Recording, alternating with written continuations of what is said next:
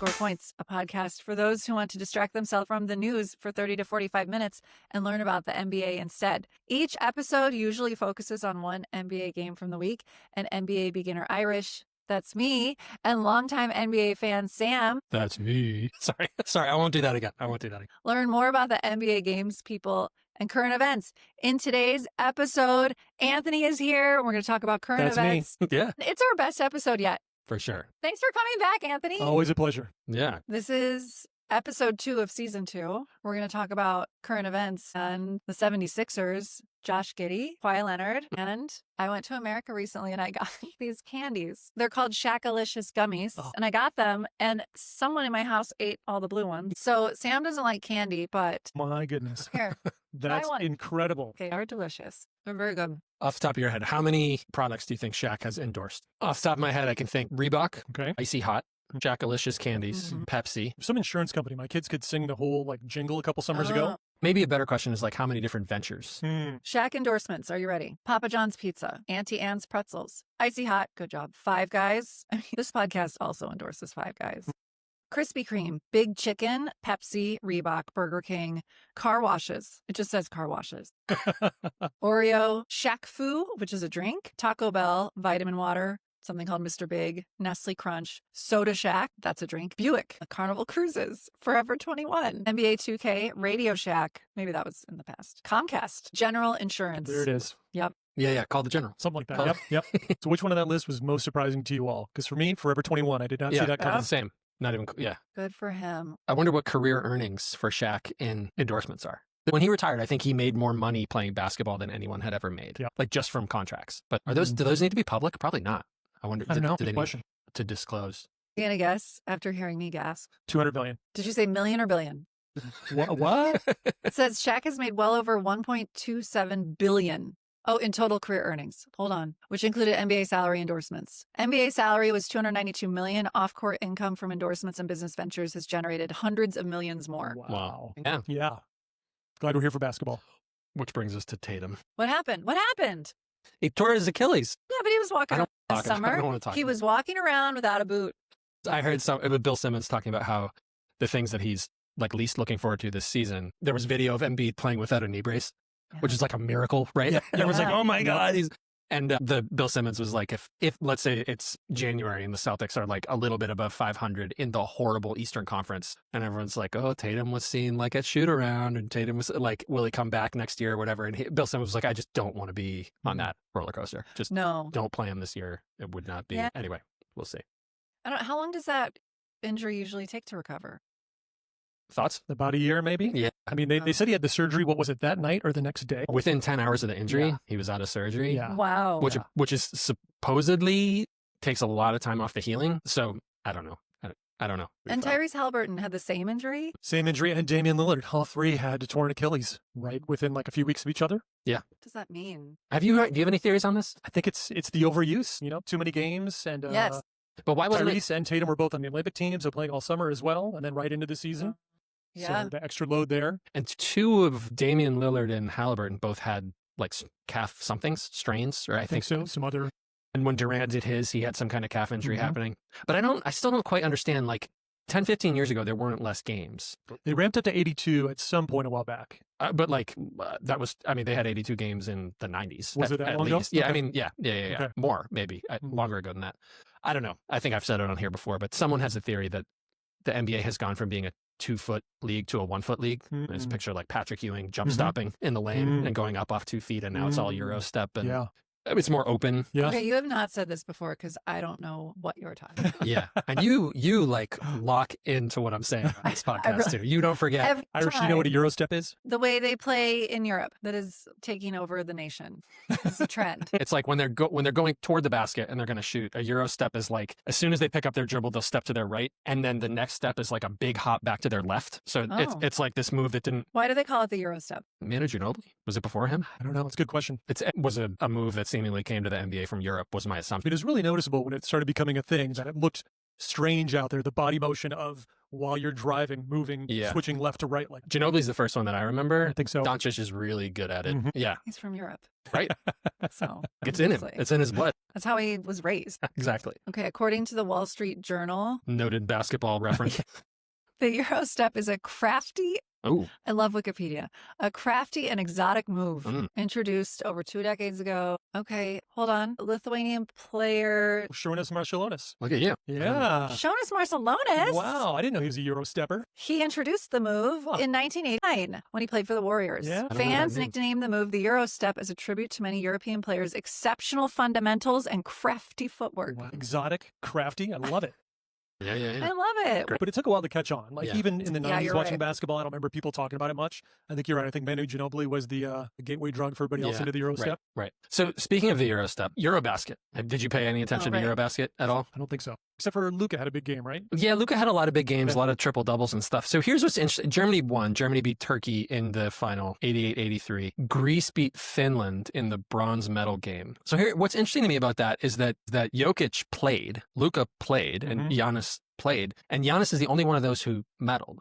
And it was kind of the same thing in the Olympics. If you look at the rosters and the names on the rosters, like why aren't these NBA stars just so much better than the rest of the I mean, can you name a Turkish basketball player? There used to be Furkan Korkmaz deep on the Sixers bench a couple years ago. I think he's still floating around the NBA. That's all right, let's look at the box score. Alperen Sengun, he's Turkish. Yep.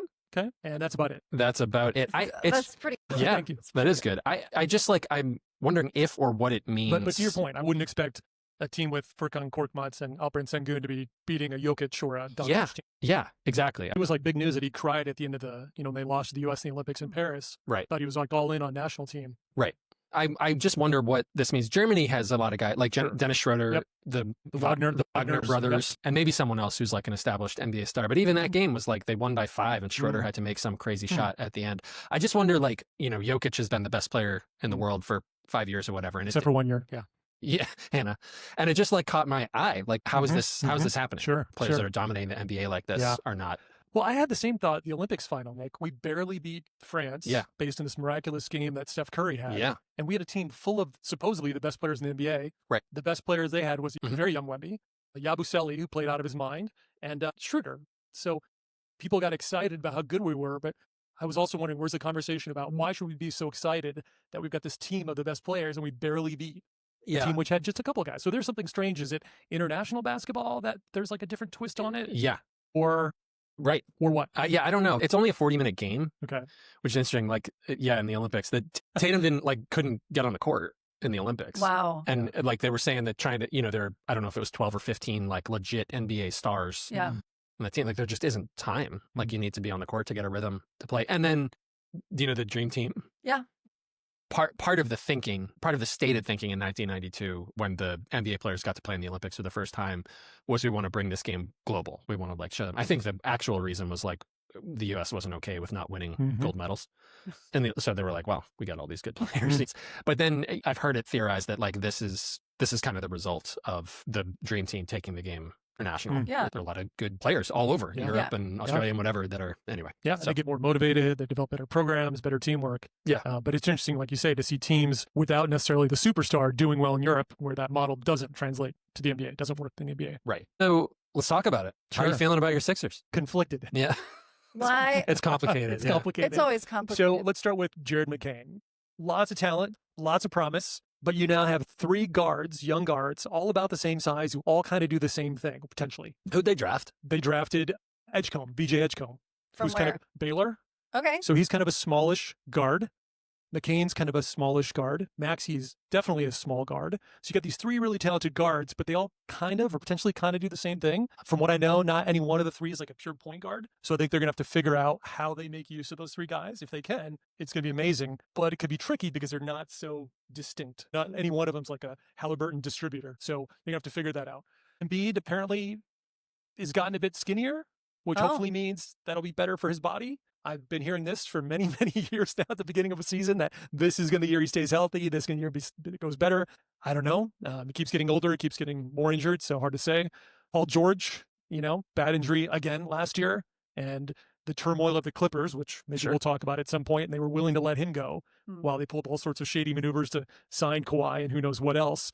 Is that a sign that there's no future left for Paul George? So I don't know. I think there's a lot of question marks. There's a lot of potential, a lot of talent there, especially in the backcourt. I think the tough one to lose, back to our earlier conversation about international basketball, is Yabusele, the French guy. He was like the one consistent guy for them last season, and he signed with the Knicks.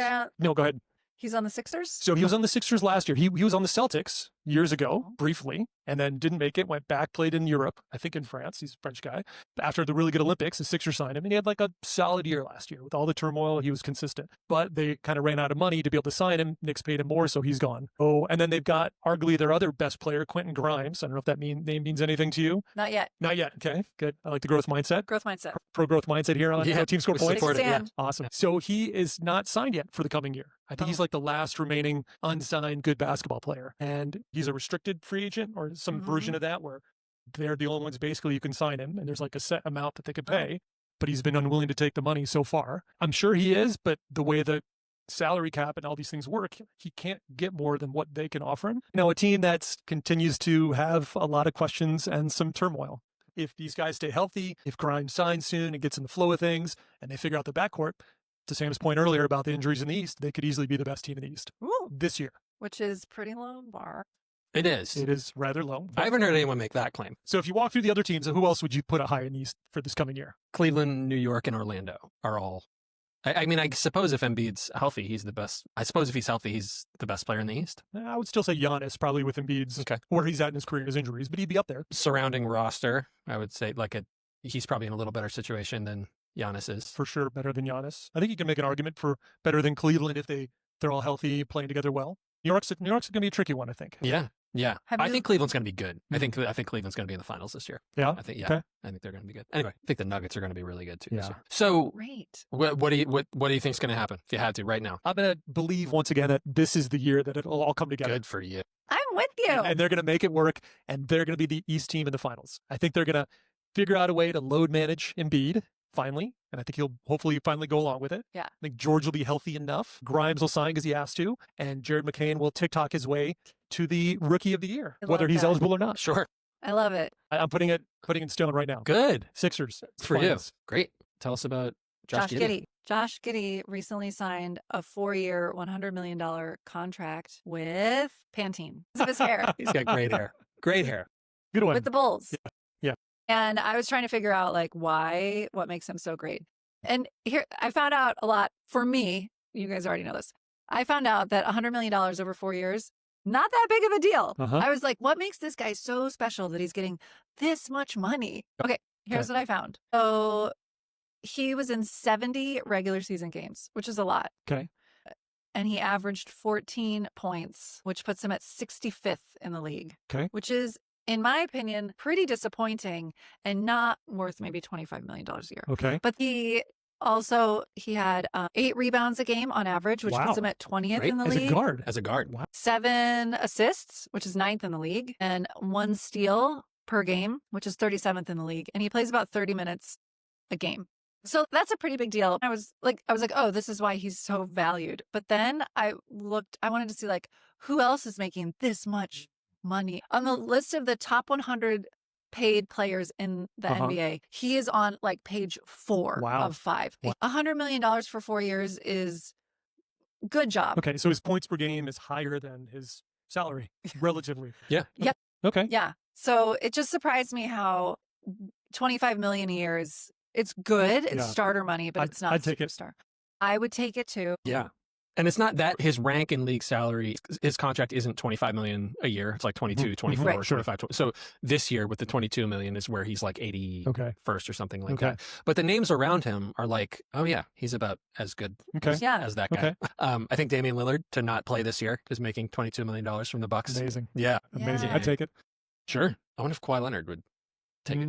Okay. You mean his salary or his illegal under the table payment from? To do nothing. So Irish, what would have been your guess of, did you know about him before you read about this contract and stat stuff? Yes, you didn't know who he was? Yeah, because my friend Hannah, so you know Hannah. Well, I know Hannah. The Embiid hater. Yeah. So she told me about Josh Giddy because she told me to look into him because his hair is always something. It's distinct. It's distinct. So yeah, I looked into him. So I knew he was Australian and I knew he had the hair. So if $25 million a year seemed surprising to you, what would have been your guess at what somebody like him would be making. Okay, even though I've been doing this podcast for almost a year now, still 100 million for 4 years sounded like a lot to me. Okay. And I would have thought that was like starter, like Christian Brown kind of money, where he's like not Jokic, but like really good, plays a lot Contributor. of minutes. Okay. Maybe he does make. Okay. I'm wondering. Did you have a number in mind? You're like, oh, if I was told he's making 50 over 4 years or 40 million over 4 years, that would have seemed not surprising. Yes, I think Like what kind of- around that, around there? probably yeah, Okay. like 40 or 50. Okay. Okay, so guess how Hopefully. much Christian Brown's making this year. 20. Just this year. $20 million. So here's where the contract stuff and all the second apron and all these structures get really weird. I'm guessing he might only be making like 7.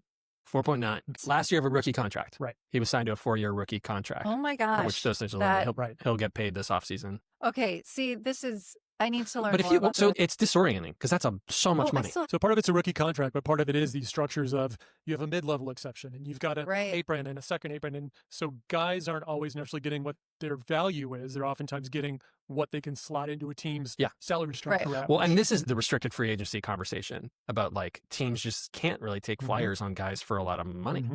if they want to compete. So the people around Josh Giddy, you still have this? Yeah, I've got the first page pulled up, and I think part of my error is not realizing how much money the superstars make. Okay. What would have been your guess at Jokic's annual salary before you looked at any of this? I mean, I know he's like the best in the world. I would have thought like, I don't know. Let's Yeah. guess. So I don't know Yeah, so how what do you much think- I what do would you- have thought. like Like 30, 50? yeah, probably 30 million a okay, year. for the best player. Yes. Okay. But he makes 55, 59, 62 over the next 3 years. And here's what just blows my mind now. The third highest player in the NBA. Do you know who it is? Third highest. paid It goes Right now, number 1, Steph Curry. Okay. Number 2, Jokic. Number 3, Jaylen Brown. no, he's number 9. Number 3, Embiid. Yes. You knew it? I knew he was up there That's So he and Paul George are scheduled to make $106 million next year. for 1 year or 5. Just next year. The year after that, if they want they to, better win. They better win. the year after that, it gets up They to better win, or they better start their own line of Oh yeah. yeah, Shaq Embiid-alicious candies. 113. Eesh. And then in 3 years, the two of them. the two of them combined, Paul George has a player option. It's whatever 56 plus 64 is. So that's He's gonna be like $120 million. Walking around on one leg Yeah. and signing his player option with like his half-broken hand. I And love with it. a pen in his mouth is like Yeah. the only he's able to sign that thing and keep the money. Okay, I thought this was really interesting. And I thought the same thing. Like, that's a big old number. But if you look at the people around Josh Giddey next year, players above him are Damian Lillard, who's not playing next year. The Bucks, what is it, waived and stretched? Is that and so that they Stretched. could get him off there, whatever. Kyle Kuzma, also for the Bucks. And then Josh Giddey, Dylan Brooks, Oh, Kentavious Caldwell-Pope, Reed, Vucevic, Cam Johnson. Not names out of line with No, no, Josh no. Giddey, right? Which surprised me a little bit. yeah. A little bit too. And then if you look at this list closely, it's infuriating how far down all of the Thunder players are. Like Lou Dort's making way less money than either of those guys. Okay. Wow. Drives me crazy. Anyway, okay. So that was like an interesting deep dive to me about, equivalence. Josh Giddey. and Okay, salaries. so you mentioned Cam Johnson. Did. Do you know Cam Johnson? Do you know Cam Johnson? Cam Johnson is now going to play for the Nuggets, Mm. and I'm pretty excited. Mhm. And I'm going to play this game with you now because whenever I heard Cam Johnson before, I thought of Cam Jansen, who is a character in a series of books about a girl named Cam Jansen who is in 3rd grade and she has a photographic memory and helps her class solve mysteries. Okay. Okay, so I have a game and you have to decide if it's a fun fact about Cam Jansen or Cam Johnson. Okay. Twin Okay. cams. Twin cams. What? Isn't that a thing in an engine? Twin cams? Oh, Twin Can Engine. Yeah. Yes. Twin- Okay, we're calling Wow. this game Twin Cams. Wow. We're gonna start off with the softball. Ready? Softball, Cam Jansen. Has a Oh, sorry, photograph. it wasn't. Okay. Has a photographic memory. Cam Jansen. Cam Jansen. Okay. But we did talk about how we don't know for sure about Cam Oh, Johnson's fair. memory. Fair. Does NBA have a Wonderlic type test that they all take? All Okay. of their So Cam memories. Jansen for sure. Cam Johnson. So I guess you get a point maybe. for either well, one. Yeah. maybe. Okay. Okay. Has a best friend named Eric. Cam Johnson. No, that's Cam Jansen. Darn it. No. Is 6'8". Cam Johnson. Yes. Okay. One of them has a brother nicknamed Puff, and the other one is an only child. Cam Johnson, Puff, Cam Jansen, only child. Okay, you're crushing it. I can relate. I'm an only child myself, so I get the. Oh, You can okay. feel it? You can- I can feel it. Yeah. Okay. Yeah, yeah. Mom is a school nurse. Cam Jansen. No, Cam Johnson. But do we know what Cam Jansen's mom did for a living, or could this also be a potential? Yeah. That could be, you're okay. right. Okay. Could be. Okay. Could be. I bet it Okay. says in the books. Okay. We should go back. We'll go back. We'll go back. Okay. Read them. You ask. You got another one? Okay. Okay. Yeah. Has a sassy dog named Halo. Gosh, I feel like this could go so either way. I'm going to go Cam Jansen. It's Cam Johnson. Oh, my goodness. He's surprising me. He referred to his dog as Sassy. Okay. That's his words. Okay, that's the game. Okay, that's a great game. Good job. Wow. I know so much more about Cam Johnson than I did before. And Cam Jansen. And Cam Jansen. That's a great game. Thank you. The last thing we have on the agenda to talk about is Kawhi Leonard. Kawhi Leonard. God, this has been so fun to follow. Okay, so like, Do a recap of what happened. So real quick, you may want to correct me on this. I'm just getting this off Yahoo Sports. So in August of 2021, the Clippers extended Kawhi Leonard for 4 years, $176 million, which if I'm not mistaken was not the maximum amount of money that he could have made. I think that's true. A month later, September 14th, 2021, Ballmer reportedly invests $50 million in Aspiration, this company that was going to plant trees to offset carbon or something like that.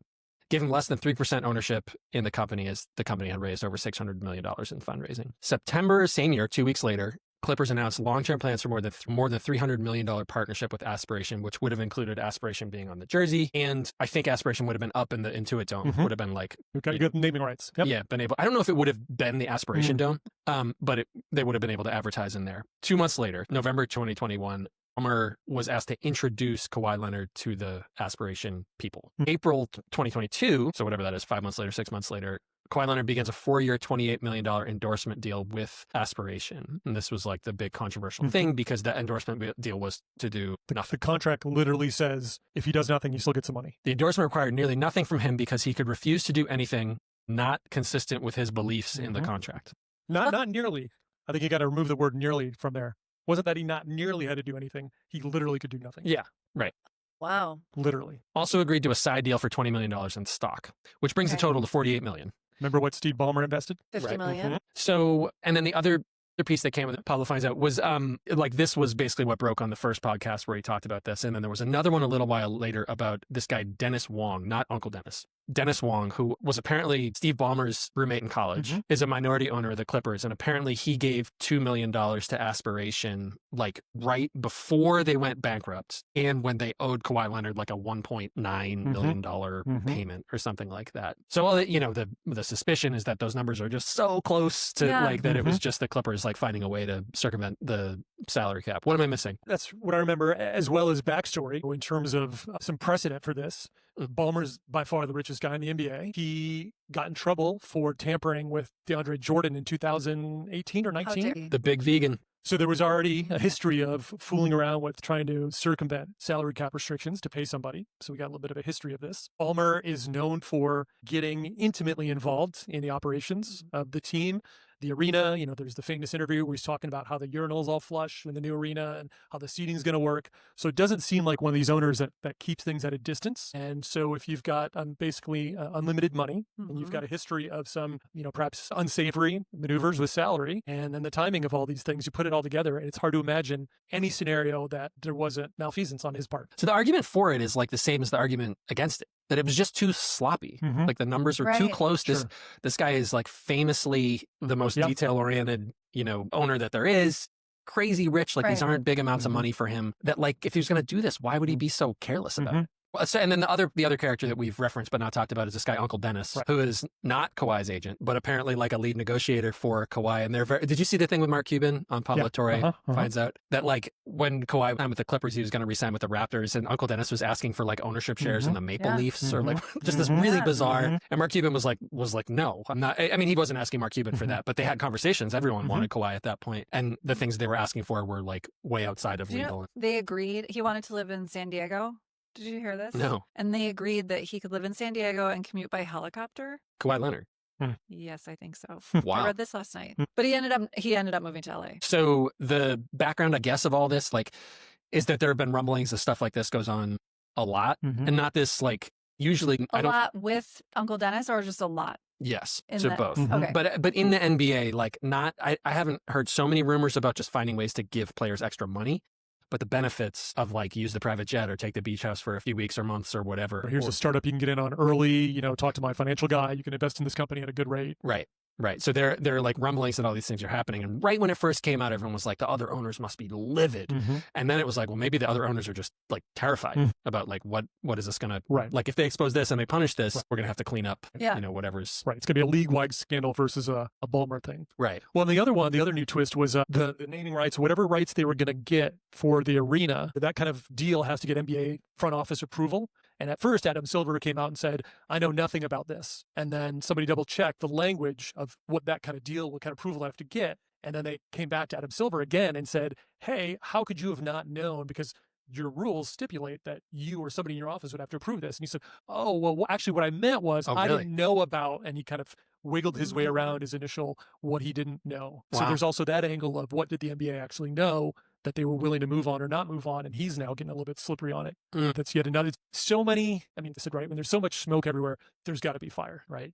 And it's just, whether it's Uncle Dennis, the Clippers, the shady company, now Adam Silver and the NBA front office, the other owners being worried about what else is going to get uncovered. Yeah. These things are not just coincidences. Right.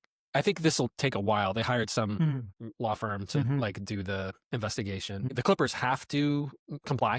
If the law firm's like, we need emails, so they need to turn over emails if they whatever. The aspiration people don't need to comply with that. They can plead the fifth or whatever it is and not. So I don't know what that investigation will turn up. So two things that are interesting to me about this is like I wonder if by the time the investigation's over and they find the Clippers $2 million and Steve Ballmer needs to be away from the arena for 6 months and what if everyone's going to be like, meh, or if this is like actually an integrity of the game kind of thing that people who get really fired up about whatever integrity means in the NBA. I wonder if like people are still going to care. The other thing, which I love, is that there's no blame on Kawhi and Leonard, which is great. Get paid, man. Do your thing. You're the asset, right? You are the talent. Like, And I say good for Uncle Dennis for asking for everything. Do it. Everyone should ask for all those crazy things. Sure. Well, that's all the other twist is Kawhi may not have known any of this is going on. Right. Right. He's a guy who just seems to kind of always be at a distance with the media and with just being the typical NBA player. Maybe he just let Uncle Dennis and whomever else manage it all, and he wasn't even aware. Right. Just cash them checks. Yeah. So that's not fair. I mean, just do his job, right? Head down, do his job, and like, I hire people to take care of this. If somebody said, you know, we're going to pay you, and if you decide you don't want to participate, that's okay. I would say yes. Yeah. That's what you're willing to offer me. Yeah, exactly. So we'll see what all happens. The only other thing that I had was that there's this guy, Joe Smith, real name Joe Smith. Former Sixer #1 draft pick. Is he? Oh, I forgot that. Yeah. Out of Maryland, 90 something, he was drafted. So this happened in the late 90s that the Minnesota Timberwolves signed him to 3 consecutive one-year contracts that were like weirdly low with a secret promise to him of a much larger future contract. And they actually wrote it down on paper. This is how they got busted. Yeah. So like, I think handwritten maybe even? Yeah, like the dumbest. Secret promise. Yeah. Not even like invisible ink, just like. Yeah. We, the Minnesota Timberwolves, promise to pay you, Joe Smith, an illegal amount of money and 3, whatever it was. Hide this napkin for a couple of years. Yeah, exactly.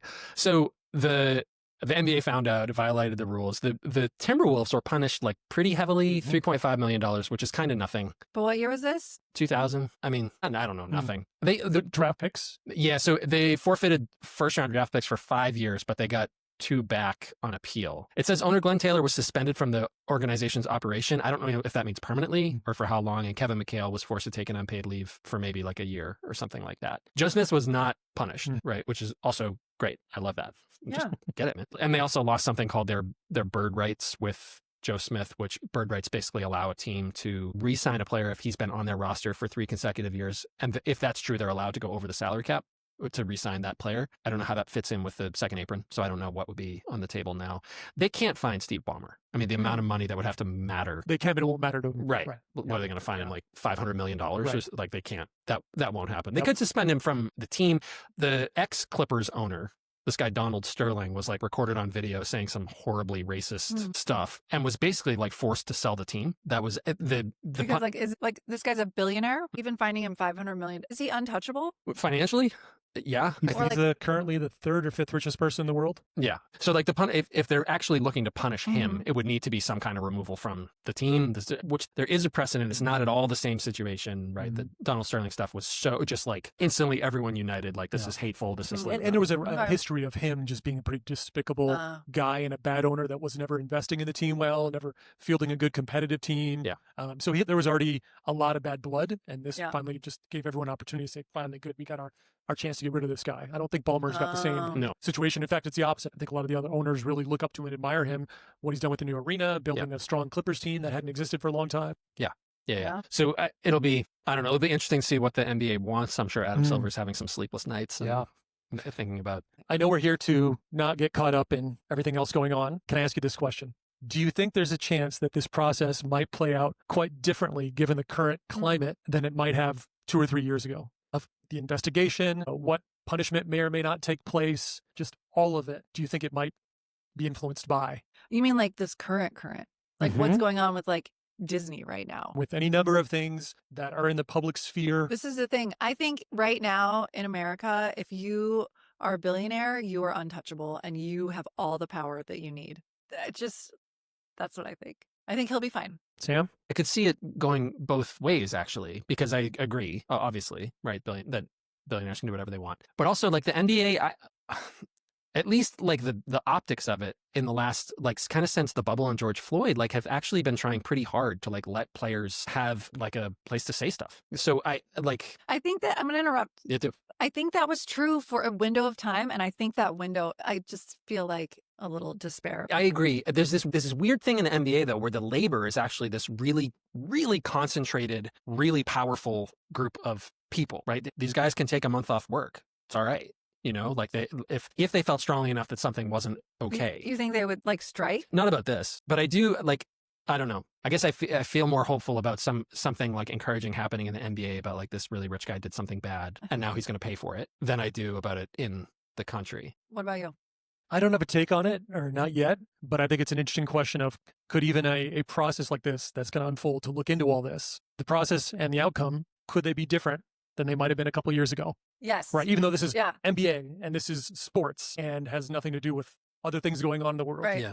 But could this process, either directly or even indirectly, play itself out differently given where we are? And I just started thinking about, especially with things that have happened this week. Yeah. So I'm curious. I'm curious to see. We'll see what happens. I think it's going to just fade away. And like the Doncic trade. Yeah. Which seemed so sketchy at the time. And got even sketchier with the draft. Yeah. Now that I say that, I mean, can the FCC say we're not going to air basketball games? But it's nothing so direct as like, I don't know.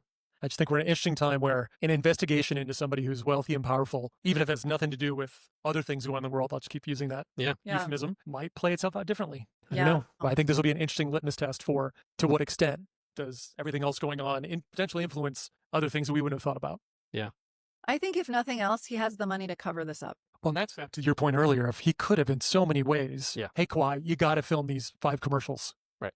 Hey, guys, we're going to plug this financial hole to keep the company from falling apart in this way at this time. Or even like approve this tweet. Yeah. Like something. Yeah. Right. It was just so sloppy. Yeah. It was so sloppy. Yeah. There's a chance that Ballmer never heard of aspiration. Right. Like not, I mean, in terms of like the initial $50 million investment. Sure. Is so much money that there's a chance that he gives his team of people like $100 million per fill in the blank. Yep.